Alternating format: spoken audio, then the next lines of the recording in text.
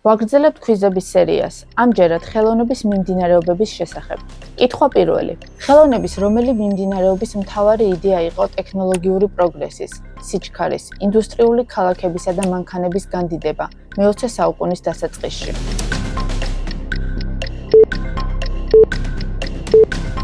სწორი პასუხია ფუტურიზმი. კითხვა მეორე. ცნობილი ტილო მეხსიერების მდგრადობა ხელოვნების რომელი მიმდინარეობის სიმბოლოდ ითვლება?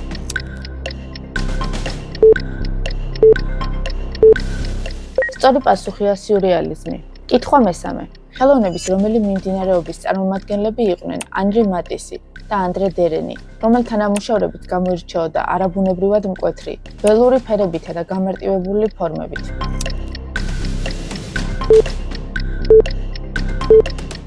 სწორი პასუხია ფოვიზმი.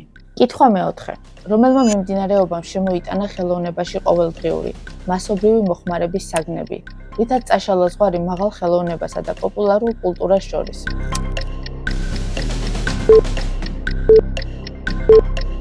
სწორი პასუხია პოპ-არტი.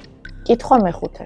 რომელი სპეციფიკური ანტიკური მიმდინარეობა ჩამოყალიბდა ძველი წელთაღრიცხვით მე-4 საუკუნის ბოლოს ალექსანდრე მაკედონელის ლაშქრობების შემდეგ, როდესაც ბერძნული ხელოვნება აღმოსავლურ კულტურებს შეერწყა და აქცენტი სიმშვიდიდან უკიდურეს დრამატიზმზე, ემოციასა და თეატრალურ მოძრაობაზე გადავიდა?